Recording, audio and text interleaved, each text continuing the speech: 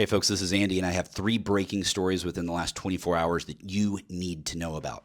First off, Spotify got hacked and hacked bad.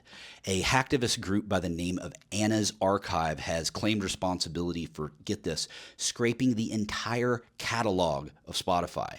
Yeah, 300 terabytes of audio for what they're calling their preservation project. And Spotify has confirmed this. They're saying a third party has scraped metadata and then used tactics to get around their DRM to access some files. Well, Anna's Archive is actually saying some is more like 99.6% of their entire catalog.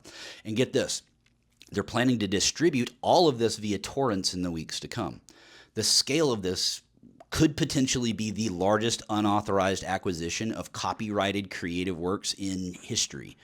And I know some of you may be thinking maybe that's not big of a deal, but think about it this way. Musicians are already struggling with the economy of streaming as it is.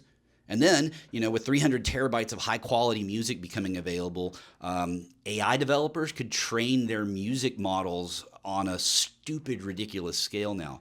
I know this sounds crazy, but this could very well kill the music industry as we know it. And this also makes Aaron Swartz's crimes look pretty trivial in comparison now, doesn't it? All right, so our next story, a major victory for global law enforcement. INTERPOL has announced the results of Operation Sentinel. It's a month-long coordinated crackdown across 19 different African nations targeting business email compromise, extortion, and ransomware. And the numbers here are badass. 574 arrests, recovery of over $3 million in illicit funds, and law enforcement was able to dismantle over 6,000 malicious links and 30 fraudulent servers, which is fantastic, right? But wait, there's more. There are some wild operational successes here too. Senegal has reportedly stopped a $7.9 million fraudulent transaction that was in process.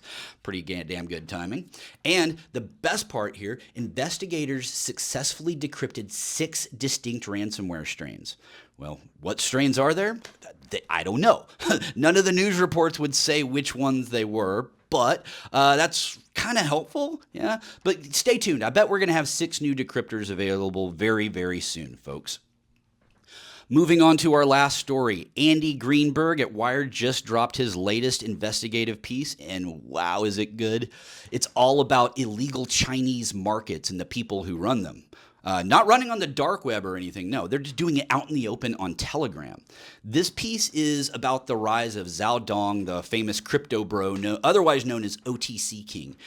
Greenberg talks about the marketplace Hui1 guarantee and how this supposedly pseudo-anonymous cryptocurrency like Tether led to his downfall. See, it comes down to this, folks. When in crypto, there's what we call a pseudo-anonymity trap.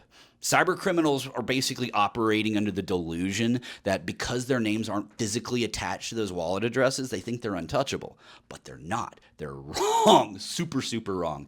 You see, blockchain forensics has turned that sort of logic on its head. Investigators were basically able to strip away masks that pinpointed to the exact moments where criminals were cashing out at exchanges. And this is exactly why we have KYC, or Know Your Customer verification, with all these different crypto exchanges. By carefully matching the digital fingerprints like Telegram chat logs and IP addresses to specific timestamps on the public ledger, it's way easier to follow the money than you think. So folks, that wraps up today's stories. This is Andy Thompson signing off.